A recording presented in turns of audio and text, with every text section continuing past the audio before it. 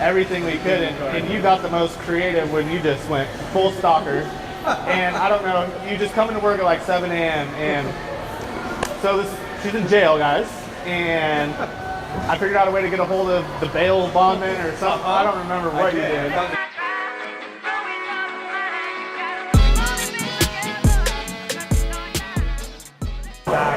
Another episode of Beers and Stories. Today we've got my buddy and co-worker as well as boss, Jesse Burrell. Jesse, tell everyone hi. How you guys doing? Don't worry, we don't fight on the show. Jesse and I have been working together off and on for how long now? 2.5 years? 2.5, yeah, a long time. So I met Jesse at kind of a real estate investors meetup, right, with Bob. Yep. Yeah, so Jesse and Brian, who's another guy I'd love to have on the show, they're the only ones to roll into a meeting with a 12-pack of Dos Equis and matching shirts. That we did. Yeah. And then ever since then, we got to talking and worked together for, God, how many properties was it? We were talking about this just a second ago. How many deals do you think that we've managed to do? I've been a part of probably 300 to 350 in the last 3 years. You've been a part of 150 to 200 probably. Half those. So either way, the point is there's a little bit of history there. We have lots. Yeah. But no, I appreciate you being here, and like I said, don't worry, this is all very easy. Gotcha. So for those who don't know, give me a little background. I don't even know if I've heard this story, right? Is how did you get into the real estate business originally? Like before I even met you? So, kind of weird story. I was just finishing up college and I was in golf and realized there wasn't a lot of money in it. And like playing golf or teaching or what? I wanted to go and be a teacher, and I was working at golf courses. Okay. And it was a long road ahead, and sure. I don't know, my upper level classes, I was more interested in being an entrepreneur and, you know, sales and stuff like that rather than. Sure. You're playing golf for fun. Yeah. Gotcha. All right. So how did you get into it off the bat, right? What was your first, you're like, all right, I'm going to be in real estate, so I'm going to do what? Actually, well, now my former business partner, at the time, she was working for a real estate investor, and she loved what she did, and she seemed to be crushing it. Yeah. Talk about Danielle, right? Danielle, yes. Yeah, okay. And I just asked her for a job. I love it. So you and Danielle knew each other from work or whatever? Yeah, we worked at a restaurant previous to me getting into golf, so. Oh, beautiful. So you guys were both, what, waiting tables or something? I was waiting tables, she was the pretty bartender. Of course. Exactly. Right. So actually now you're on the golf course, and now you guys are in the real estate business. So we were working for an investor, and during the crash, bought a bunch of properties, and then he would sell them to his friends and then property manage them. Ah, gotcha. So that's how, because I keep trying to get Danielle on the show. She's tough to pin down. I'll hunt her down one day. But so that's how you guys really got started. Is that kind of how you learned? Was under that investor? Exactly, but he was flipping homes too. Okay. So he was doing rentals and flips. Yes. He's basically real estate grad school right off the bat. Correct. And Danielle was running the property management, and then she was starting to help him run some of his flips. So that's how she really started to learn how to flip homes. That makes sense. Is that guy still operating around here? I think he still does a couple flips. I'm not sure. He lives in California. That's where Sam is at. Okay. So he'd be back and forth, and I'm not entirely sure what he's doing right now. Very cool. So go from a waiter talking to the pretty bartender to in the real estate business. Yowzer. That's good stuff. So tell me about when you first got into it, right? Like what were you doing? I mean, how big is that learning curve? I didn't know shit when I got into this. Like I figure it out. Right? Was it that way for you? Pretty much. Yeah. So I was lucky enough, I didn't have to deal too much with the property management. Okay. So I learned off the back, and Danielle was a great teacher, mentor, still is, but she's super smart. I learned how to underwrite. I learned how to try and find flips, so I'd have to learn an idea of what rehab costs were, what we need to purchase them for, and what we can resell for. So I was very fortunate to learn probably one of the hardest things to truly know how to do. Yeah, that's hard. And I guess when you don't know anything, it's easy to pick something up, because Yeah, you don't have any bad habits right off the bat, right? Like, Correct. You don't come in thinking you know everything. I do nothing.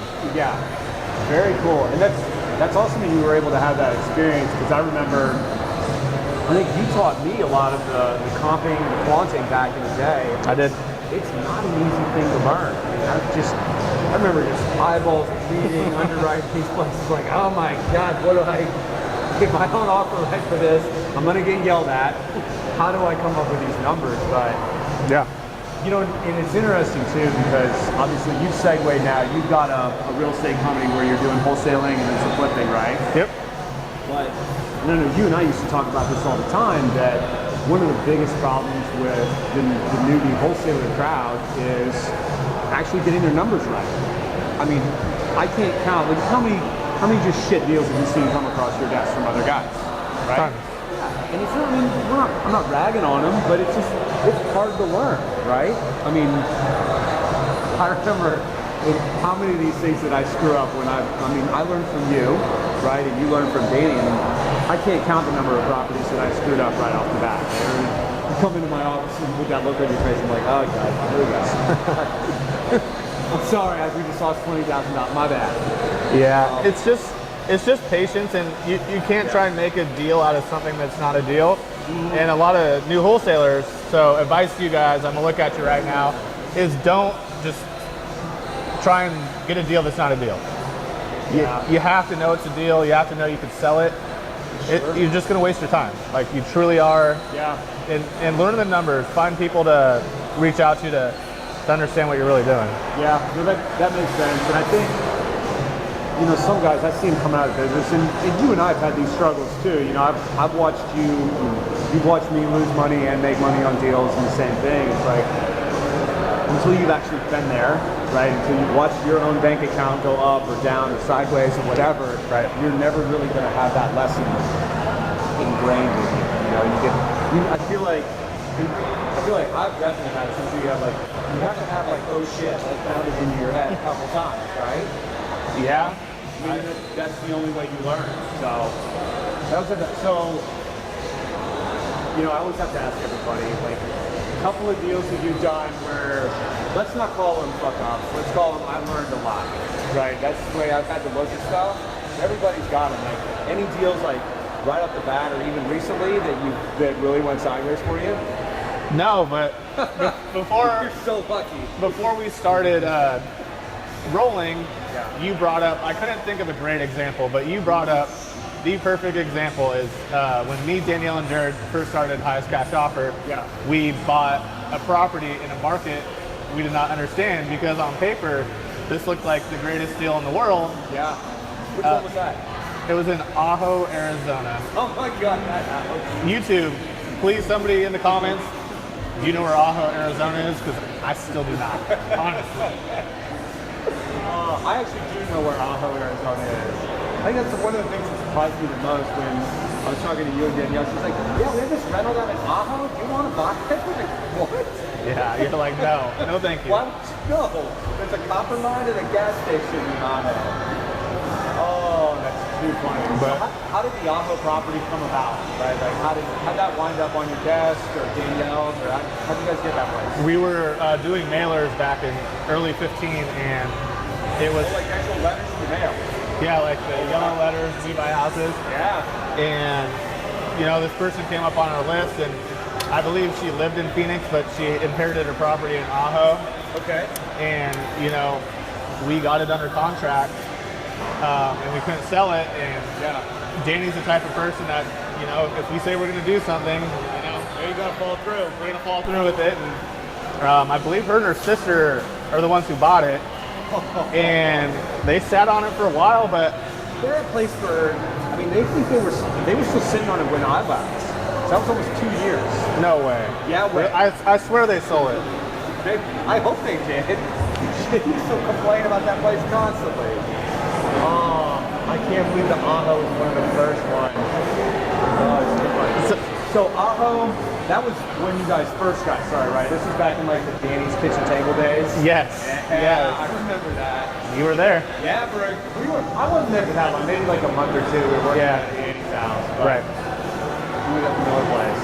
So the Ajo property.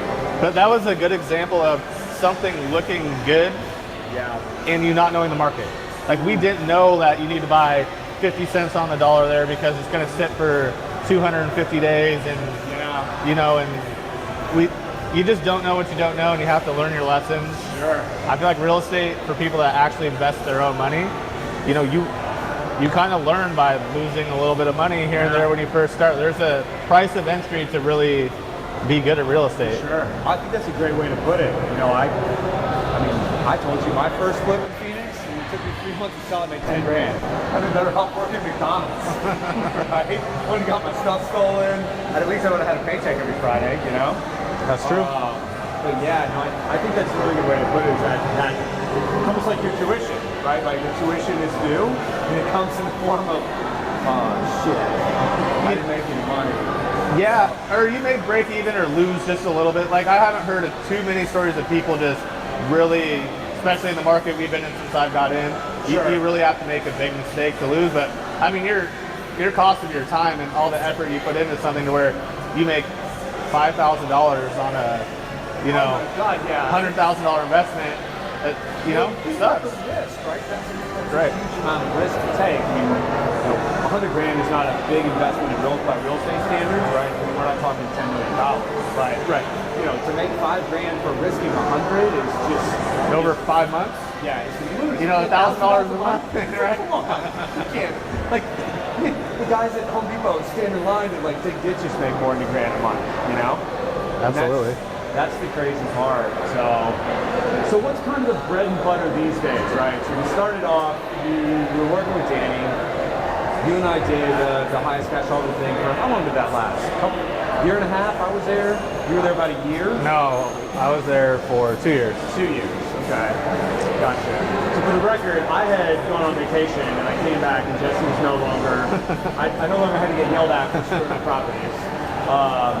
So now you're off on your own, right? You got your own thing? I am. Yeah, it's good stuff. I like it. How's it all going? It's going good. I had luckily brought on a guy in January to, you know, help consult a little bit and kind of do some sales training, and I'm sitting next to him right now. Yeah. So it's nice working with you again, bud. It really is. Yeah, it's fun stuff. So, and so what did you notice, right? So now that you're kind of on your own, you know, I love talking to people about your journey, right? So you went with, you had 3 partners at one point. Yes. Right. So it was the Fantastic Four back at HCO, and now it's Right. you. Yeah. So what are kind of the biggest differences that you see between, you used to have a role and other people you could talk to at kind of a high level, and now you're on your own. Yep. Right. You've got some good people there. I mean, I buzz the tower once a week, not Yep. that much. Right. You got Brian. Yep. Who's awesome. Right. The rest of the crew, like, what are the big changes that you're seeing, or how is that different than running? I mean, I think having partners is good and bad because, you know, we haven't really mentioned Jared much, but he's amazing at, you know, creating new systems and doing things and Sure, super smart. finding ways, creative ways to market. And it's just, it's tough because I know what my weaknesses are and I don't have a partner. So I've started to reach out and network with other, you know, big performing wholesalers or real estate investors. Makes And sense. I'm kind of able to help them with the stuff that I'm really good at, and they're able to help me with the stuff I'm not so good at. So it's like having partners that aren't your partners, but it's you know, a great support group. Yeah, no, I think that makes a ton of sense. So you're out on your own now. What was that like, right? So you get bought out of the last company. You're sitting there at home. You're like, all right, I got some money. That's cool. Right. What next? Right. It's like, what was that experience like? I mean, it was rinse and repeat. It's like I learned how to do it once. Like I'm doing the same thing. I didn't have a non-compete. I didn't have, you know. So you just set the same shop up and hit the button and let's go. Not quite that simple, but you know, I started from scratch. I didn't have a single lead at the other place. I mean, think of how many leads that we had accumulated over those 2 years. There were a lot, for sure. So what do you think the hardest part, right? So now you've been in this 2 different businesses with partners, without partners, all that stuff. Like, what do you think is the most difficult part of the wholesaling business, like actually running one? What's the toughest thing for you? It's a good question. Yeah. Why do you ask? Because I'm curious. Gosh, the toughest thing is probably, keeping my employees constantly motivated and constantly on track. Yeah, it's like having to play like coach, basically. Well, just you want everybody aligned with the same vision, the same, ideas and how we do everything, and it's tough. And I've gotten off track. They've gotten off track, as but they're crushing it now. But we've had some issues. Sure. So there's no real one single hardest part, you think? Probably finding the deals by far. Yeah. So in other words, lead generation. You think that's the toughest part? Probably. Yeah. That makes sense. Especially now, because dude, I always love to ask, where right now, Phoenix we've been in a rising market now for what, 8 years? Yeah. When did bottom out here? Like 10, 11?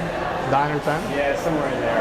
So we've been on the rocket ship now for 8 years. Right. And so, I remember from the highest cash offer days, but it's like what causes someone to want or need to sell a house quickly? Right? There's more real estate agents in this town than rats. You're one, there's probably 5 in this bar. Like you just hit one with a rock somewhere. Probably.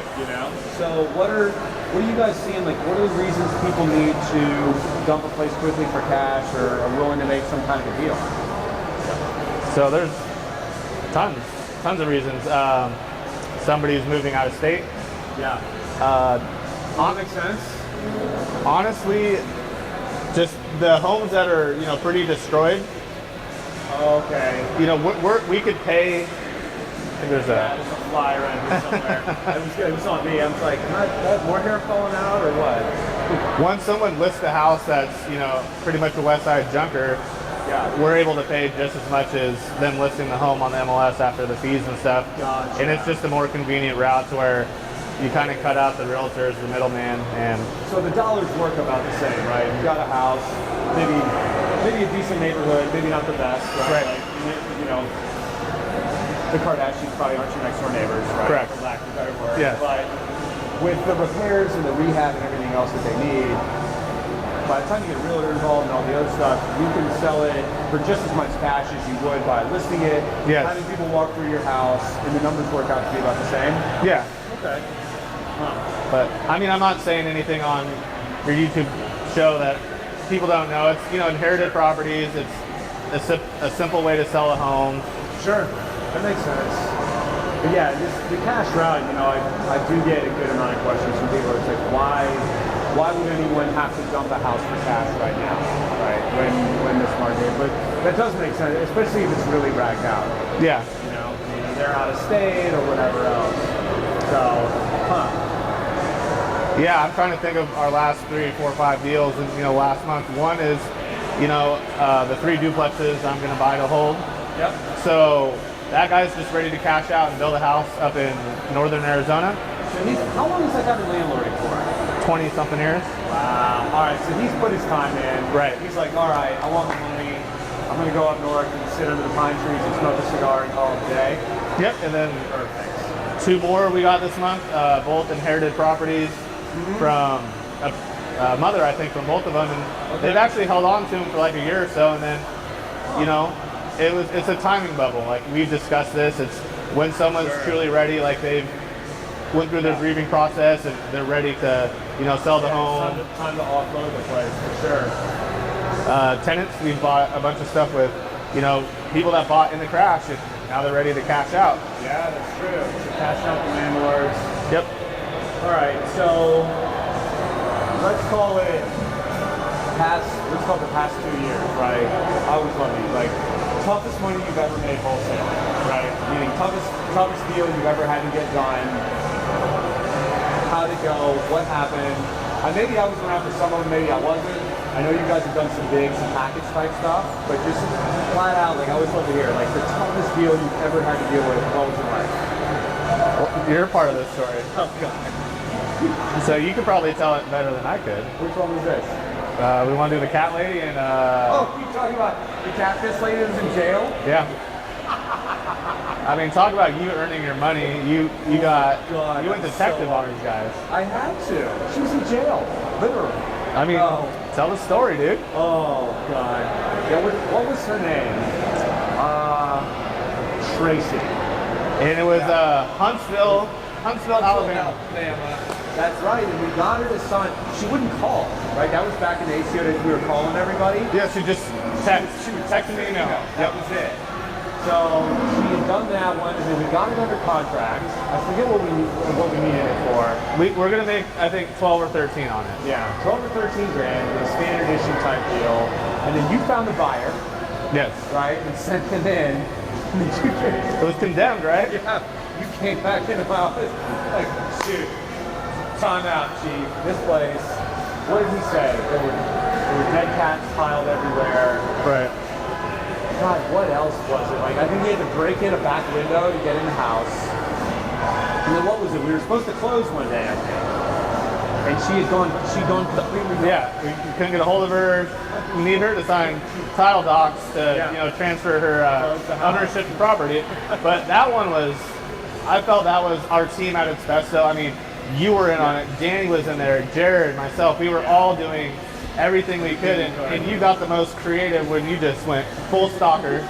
And I don't know, you just come into work at like 7 a.m. and so she's in jail, guys, and I figured out a way to get a hold of the bail bondman or something. I don't remember what you did. I found her mugshot, and then I called the place where she worked at, something like art gallery in Huntsville. Okay. So I found the webpage, and then so I googled the art gallery, and I found the lady who's like the gallery manager, and then I found her cell phone and called her. She's like, well, I'm probably not supposed to be telling you this, but Tracy's in jail. I was like, well, we owe her some money, so can you get me in touch with her bail bondsman, right? Because I can give him money to get her out, Right. Right? So that's what people in jail need. They need money. Correct. So yeah, I remember calling him, and I tell you what though, she called me after that. Like once we closed and she had her money and she was out of jail, she called me just to say thank you. Like no shit story. So what you're saying is we don't always do horrible things. We actually help people with what we do. Absolutely. This poor lady'd still be rotting in an Alabama jail if it wasn't for that. So the irony of the story is what you go to jail for. What was it? It was like Animal abuse. Oh my god.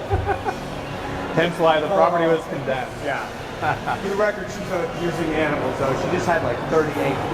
Yeah. What I learned, she was over the limit. Like, I guess the city of Huntsville said you can only have so many cats, and she's just cat lady. Yeah. So instead of having 3 cats, she had like 47, and they were everywhere. And so the city literally condemned and charged her with animal abuse. I think it was to get her out of the property. Right. She inherited that place. Yeah. Oh. I wonder if Danielle still has. So Danielle copied the check because this was like the hardest money. So like, that's right. She drew the cat on it. Yeah, she copied the check and put it on her wall. So if you want to know like the toughest, one we ever had. Yeah.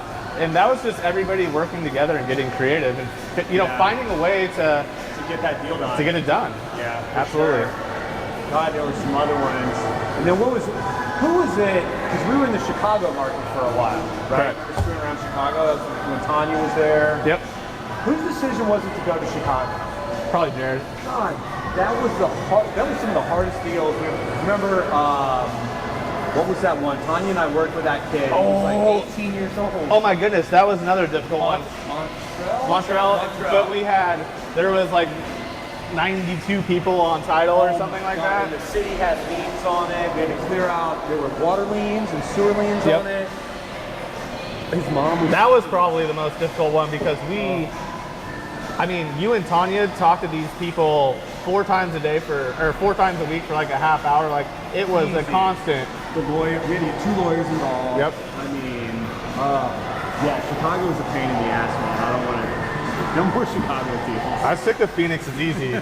There's no lawyers involved. There's you can get stuff done. Oh, Jesus. Yeah, Chicago was a tough one. And then anything recently? I mean, what else? Since you've been on your own, right? You've got it. When you guys got cranked up, you brought Brian along with you. Yep. Right. He needs to come be on the show. Does Brian even drink beer? He'll have 1 or 2. All right, 2's enough. No, we'll give him a little tipsy. He's that big around. But you brought Brian along, and then like for this next go round when you've been on your own, right? Because now you're flipping yourself. Right. Right. So the good stuff that comes through the office, the things that fit your criteria, you'll go ahead and take down. Yep. Tell me about how that process has been, right? Because you've had, that's a different deal, right? You're not just trading the contracts anymore. Right. How's all that? You know, I just kind of analyze the properties. I put now I have more along the lines of put a wholesale number that I feel comfortable that I'll be willing to let it go. Okay. Rather than flip.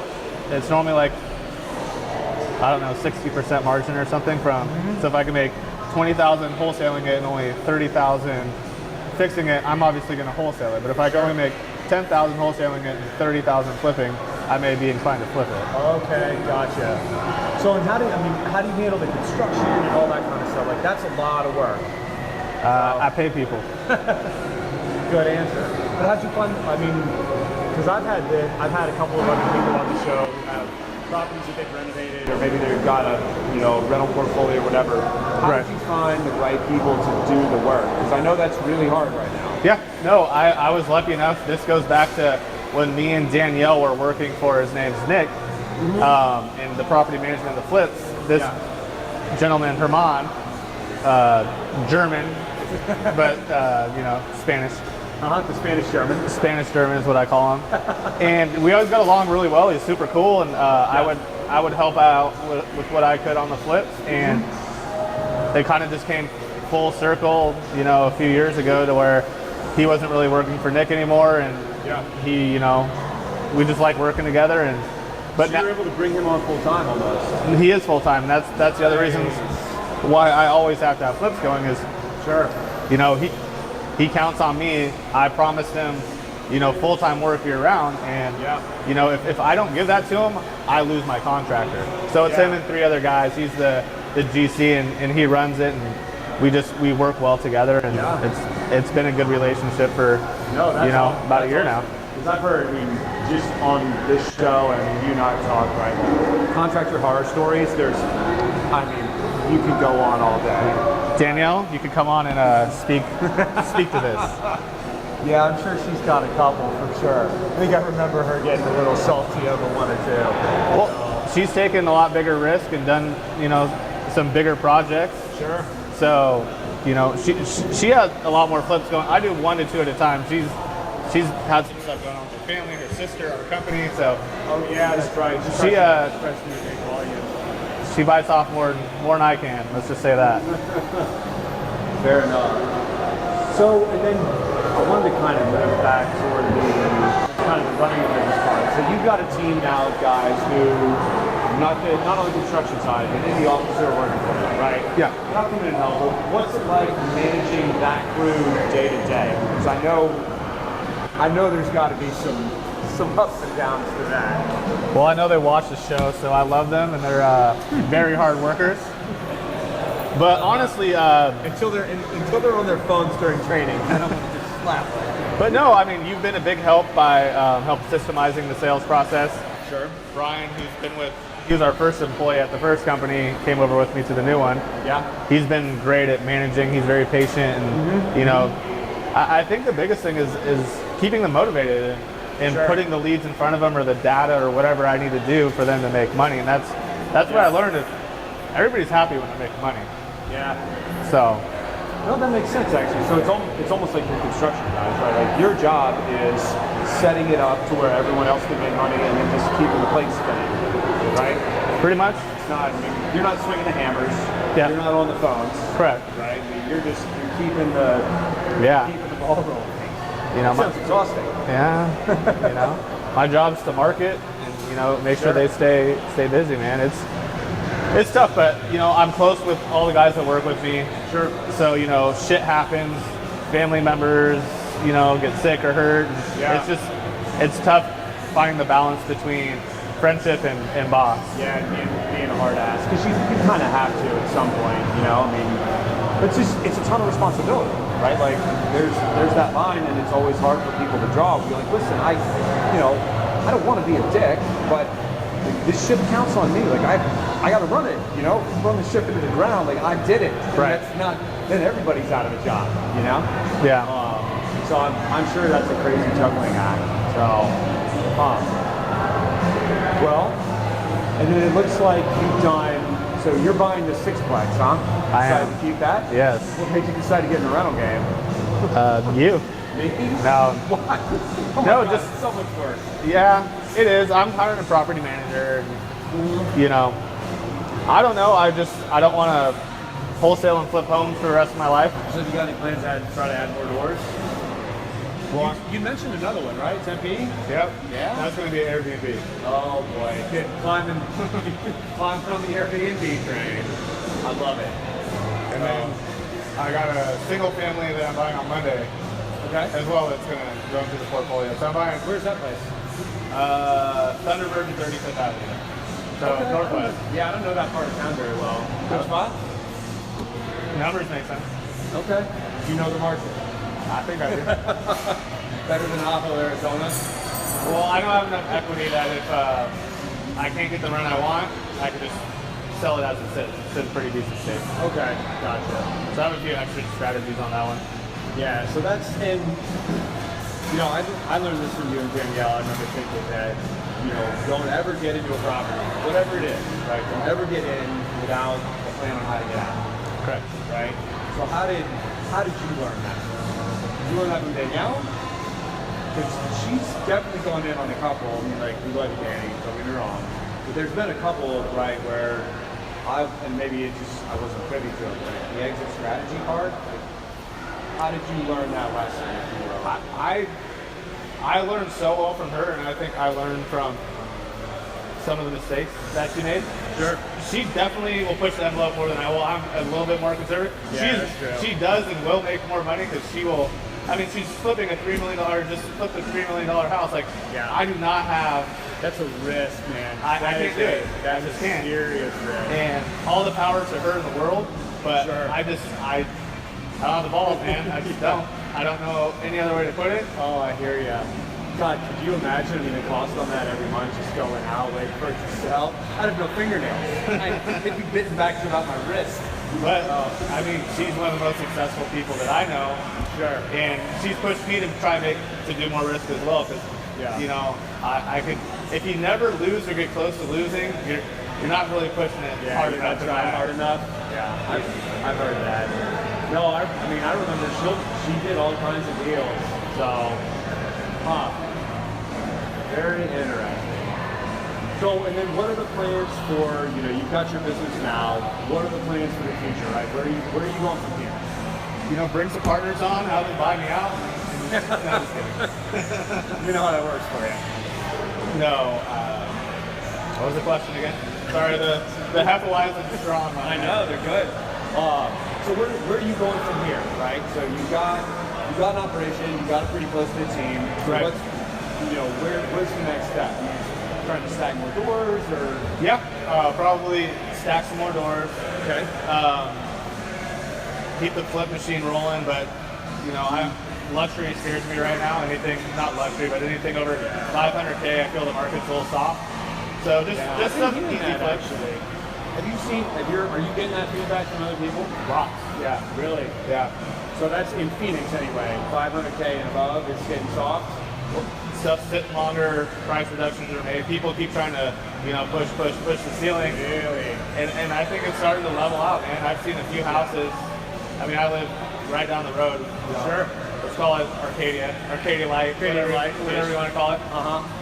And you know, some of the houses when I was looking, they sat for a while, and you know, somebody tried to push it to, you know, 500, and you see something closing at 440.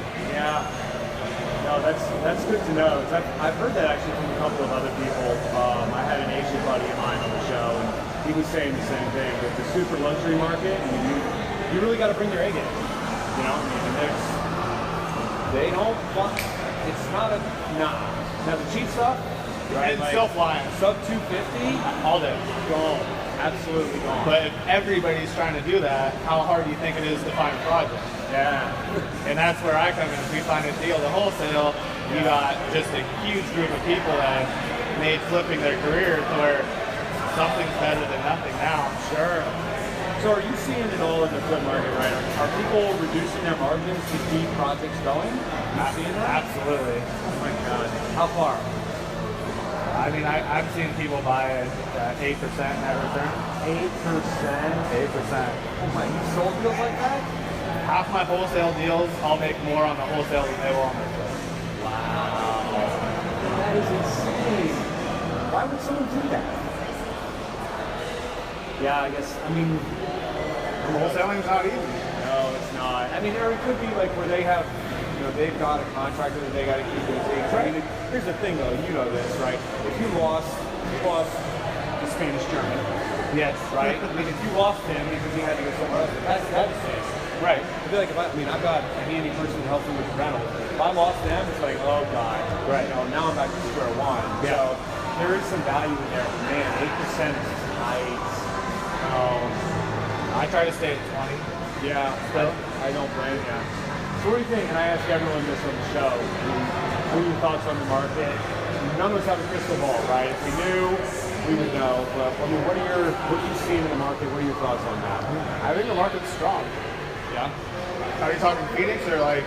Just Phoenix in general, right? So what do you do? I mean, every day, you know, I hear this, I get all kinds of questions and comments, right? Where it's, you know, how would we get into wholesaling? How would we get into real estate investing? Right. Like everyone and their mother wants to do that. It's so cool. It's not. It's stressful as fuck, guys. It is not cool. But I love it, so that's why I do it. Didn't you used to play poker too? I did. I did. Yeah. You've been known to go hit the casino floor once or twice. So that makes sense. Well, you see the market still continuing pretty well? Honestly, yeah. Everybody talks about the next crash. Sure. We've had one big crash, and that was in 08. So, I Yeah. mean, you would know this as well as I would. Like, I know there's cycles, right? Sure. But, like, the cycles, because this last 08, it was 50% of home prices. Oh, that was the crash of a lifetime. So, I don't know, I'm asking you this. What is that cycle? I mean, at the bottom, is it 10%? Is it 15%? Or is it flatline? Or do you even know? Historically, I mean, you know how much I like to nerd out on this stuff. Right. So, if you take the crash of 08 was a once in a lifetime thing, right? That was almost like a Great Depression. Right.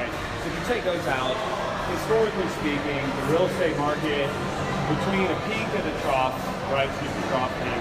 Yep. It's been 7 to 9 years. Right. So we're right now on technically the 9th year of a bull run in real estate. Historically, the softenings and the corrections have been anywhere from 10 to 20% of Okay. asset prices. Right. Which doesn't sound like a lot until you realize that transaction costs are 10% right off the bat. Right. So what would happen is that if we got a 10% market correction, Right. it means that anyone who's bought their house in the past, let's call it 24 months, they're stuck. Yeah. They're not fucked, but they're stuck. They're going to lose money if they have to sell. Yeah, they are. They are absolutely going to lose money if they have to sell.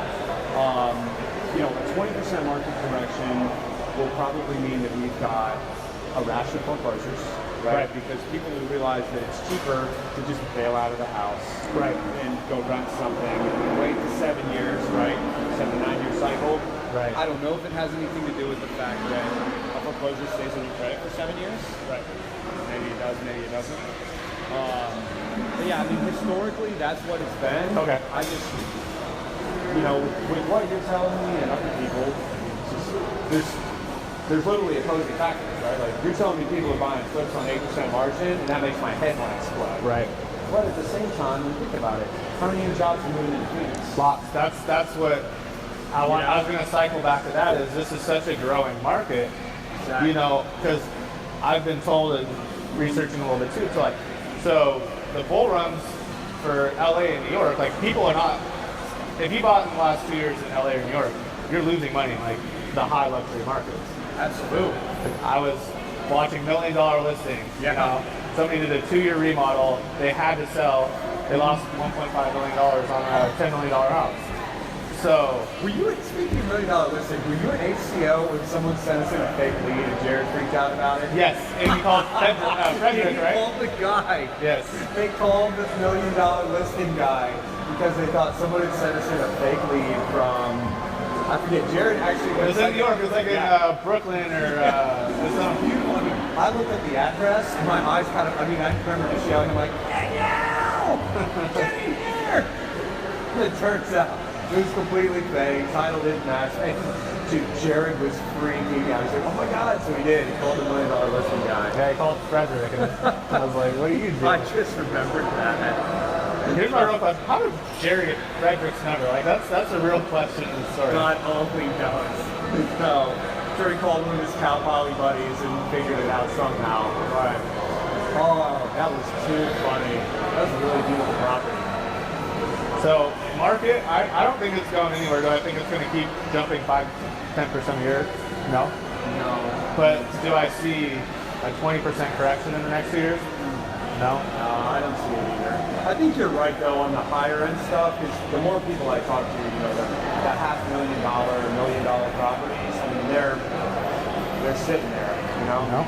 Arcadia. Yeah, I just follow it. I'm the smart one.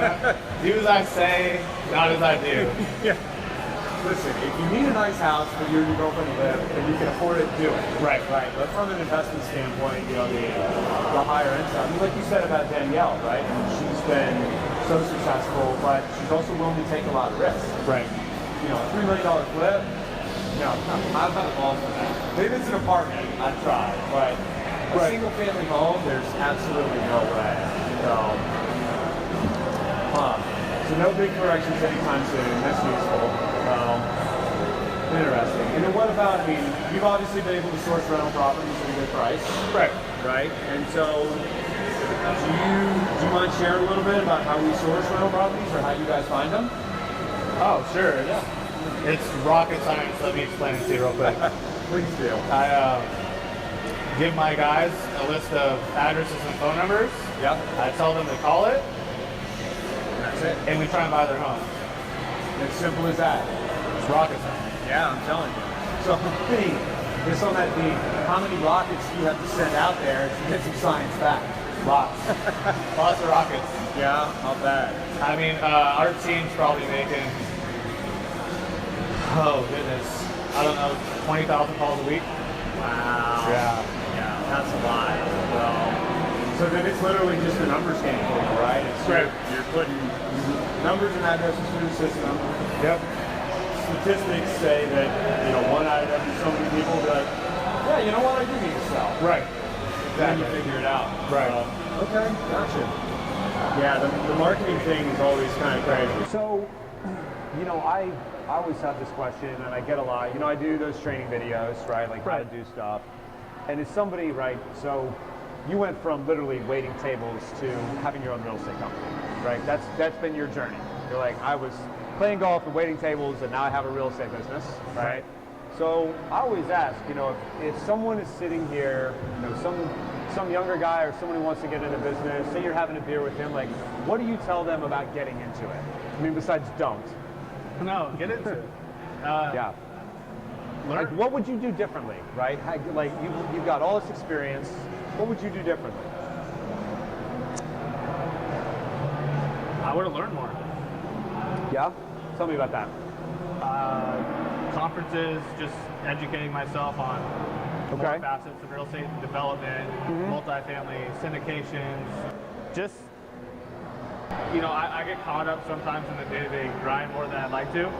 Sure. So I would say my best advice is to learn, but to actually learn. Don't try and use people so they do it for you. Real estate, you need to learn on your own. Like, no, we're back to the price of entry, right? Like, screw up a deal or two. Not even that, just learn. Like, if somebody teaches you something, don't just, how do I say this? You need to process it. You have to really like learn, process it, and be able to apply it. Sure. So give me an example of what you're talking about, right? Like, you'd mentioned underwriting earlier. That's a perfect example. One of my buddies just got into real estate. He's on his 5th flip now, and he's just went and crushed it. He just hopped in. He had some money. He sold a company. Sure. And just hopped in, and he still doesn't know how to underwrite a property, do his own numbers on it. Really? Really. And I mean, how much money is he tossing around? Hundreds of thousands. Oh my God! And he doesn't know? No. I mean, he has people he trusts, but sure. At the same time, he's going to find someone he trusts that sells him and gives him his shitty deal. And he may learn the hard way. Man, that is risky too. I mean, me and you sold him a deal, actually. Oh, that one I got with Brian. Yeah. Yeah. Is he done with that? No, they're still banging. They're probably still swinging hammers, right? It's 3 walls as we speak. Yeah. That's it. That's it. Wow. I think they just started framing. They had a bunch of issues with, I guess there's a septic tank they had to dig out that we didn't know about. Uh-oh. That's what I'm saying. Do your research. I mean, I'm not that Septic guy. tank? Wow, I had no idea on that place. I didn't either, but that's what I'm saying is I sold him a deal. He's still we gave him a really good deal, so he'll make some money on that thing. Sure. But, you know, he thought he's going to make X, and yeah, now he's going to make X minus Y. Minus, you know. Minus the septic tank. So. Jesus. But so learning, really, right? I think that's, you know, is the most important thing. There's so much knowledge out there now. Yeah. I mean, think of how much you've learned. Oh my God, a ton. I didn't know what wholesaling was. I didn't know what escrow was. Get out of here. I didn't know what earnest money or escrow was when I started working. God, are you serious? No. When was this? 4 years ago? 4.5 years ago? Out. Wow. You know what it is now, though, right? I think so. Kind of. Yeah. You're like, yeah, checks I have to write. Wow. So, and you were able to learn. The other question I get from a lot of guys is, you know, there's this whole. One of the whole reasons I started this YouTube channel and this show is that there's so much bullshit out there about how to get into real estate, right? And it's not, you know, these guys with the Instagram accounts like, yo, look at my Ferrari and my 9 hot girlfriends and all that. How did you get the Ferrari? That's the question. Yeah, and that's what I always ask, you know, is, you know, there's this whole thing where I'm going to go be independent right off the bat. Like, I'm going to learn, I'm going to do it myself. Right? And, I mean, with all the people I've met, you know, you and everyone else I've met in the business, I mean, I've learned a lot, and just being able to come through and, look at this. Ding bong, Sunday fun day. First row, second row. Gotcha. Beautiful. Thank you. Should be out soon. Okay. Outstanding. Thank you so much. But I know a lot of people are torn between going on their own right away and then going to work for somebody. Right? I mean, obviously you'd love to hire them, you know. What's your opinion on that, right? Like, having been down this road. My opinion is go work for somebody or find people to partner with. Okay. Have you done the partnership route? I think I have. Yeah. I have, and it was the best experience. I got to learn my weaknesses, my strengths, and I got to work with, started off with 2, ended up with 3 by the time I left, but how successful people work hard. Sure. You know, Danielle and Jared and Hillary, all just, if you want to do this, you grind. They hit it hard. I mean, I remember they were. Their life is real estate. Yeah, no, that's what they do. I mean, I don't consider myself a slacker. Sometimes I am, but a lot of times I'm not. I mean, I remember, you know, I get to the office before most people. I never once beat Jared to the office. Right. Ever. Or you were always there after me, right? You know me, like 4 o'clock rolls around, I got to hit the gym. See you. But I mean, you were there every night after I was, and Jared was there every morning before I was, unless he was out of town. Well, he was there he worked the longest hours by far out of everybody. So, but that's why he's going to be worth $50 million in 5 years too. Yeah. He wants it, and he loves it. Sure. I love it to death too, but like, does it consume my whole entire life? No. Yeah. No, I'm with you. I mean, it's, you know, it's work, but it's not. And you know, you meet people from all different walks where, you know, you see guys that are really hungry, and you know, I know what it takes now to be worth hundreds of millions of dollars in the real estate business, and that's not what I'm interested in. You know, I'm comfortable. You know, I don't much. You know, I share this with all kinds of people. But like, my number is between $2.5 and $3 million for the property. Like, I'm comfortable there. I don't have to be a multi-billionaire. I don't want a yacht. I don't want a Ferrari. I think you'll get more than that. What are you, 35? 36. You'll get. You're already at like 2 almost, or something. Or Not if there. you buy this other If one. I get this other one, I'm at about 1.4. So what do you give up now? No, That's what I'm absolutely saying. not. You'll be well above that. I bet you. You may take a year off, but I think you'll get bored and go back to it. Oh, I've tried, man. I was having this conversation with somebody the other day where, you know, I talked to you. I'm like, you know, I'm chilling out. The market's too high. Da da da da da. Literally, the next day it's like squirrel. Yep. And I got 4 units in escrow. I mean, you I can't. get 3 duplexes. Like we're Yeah. both like market's tough. Yeah. You know, I'm It not does. sure. It gets in your blood, though. It really does. But So, I mean, you've pushed me to be like, you know, Jesse. Like, why are you only flipping? So yeah, you got to get some and doors. I have other friends that are starting to do that. Is, you know, having hundreds of thousands of dollars sit in your bank account doing nothing. It's It stressful. doesn't do anything Yeah, for you. it stresses me out. I'm like, this is making no money. Like, what am I doing with myself? Right. So, yeah, no, it's an interesting dichotomy too, right? Because you know, you start off in this game, you have no money, Right. and then you make some, and it stresses you out to have money sitting in the bank. Like, I need to be doing something with this. When I started wholesaling houses, I had like less than $1,000 in my bank account. My savings account. I had no money. Yeah, it's gone. You were waiting tables, right? Yeah. Yeah, waiting tables, partying, living the good life. Right. Yeah. But you know, when we started the wholesale company, I had licensed for about 6 months. I'd done a few deals, but Oh, that's right. So were you? I Wait, bought my condo. Like, were you a realtor before you got into wholesaling? So- or was it the same thing? what happened was I worked for the real estate investment company for like 1 flat year. Okay. That December, they started to like shut it down or sell off all their properties. Yeah. And that December, I knew I was getting let go, so I got my license in December. Gotcha. The And then exit I strategy. Did it for 6 months. During that 6 months, I was helping Danielle find some properties. Sure. I met Jared, started kind of putting hatching a Okay. plan.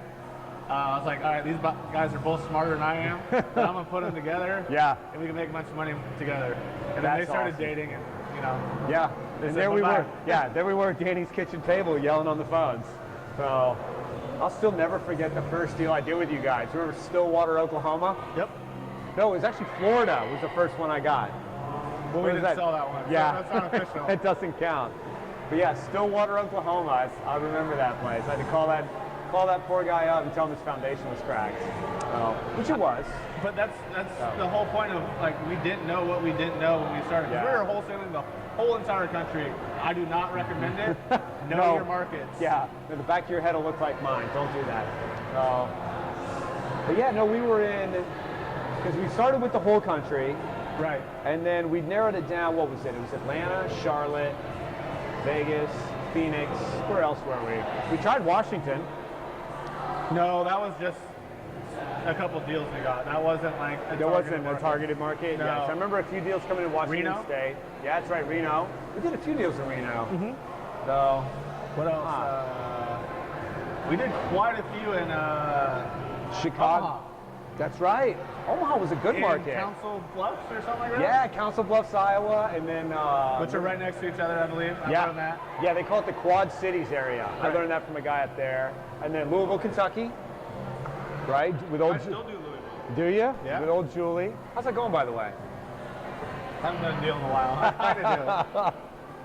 Thinking about Louisville. But yeah, that was a great market. But and how did you? You know, my other question was this, right? I get a lot where people are going, how the hell do you wholesale a property when you've never seen it, right? How did you learn? Like, did you learn that? Did you make it? Because you taught me. Right. But like, did you learn that from Danielle, or did you make it up? No, Or- we none of us knew what we were doing. Really, we just just winged it. We just made you guys believe that we were experts at it. And we talked about it behind closed doors and figured it out. It's You like, know? wow. I mean, you could systemize anything. You just kind of look at how the first couple go and figure out the mistakes you make and Of course. and fix your problems. Yeah. No, it's good to be able to do that too. So, mean- yeah, because I remember a few of them. I mean, we got, what was that deal that you and I almost passed it up too? That's our best deal I think we ever did. Maybe Where was minus that? the Vegas, that was Durham, North Carolina. That's right. I could probably still give you the address. It's like 511 West Markham Street. That's right, Markham. We almost passed that thing Because up. we were so sick of looking at shit, people asking less than $10,000 for a property. What did we get that one for? 7,500, and I sold it for 77,000.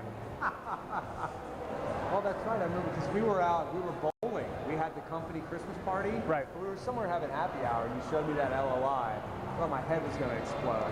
You gotta be kidding me.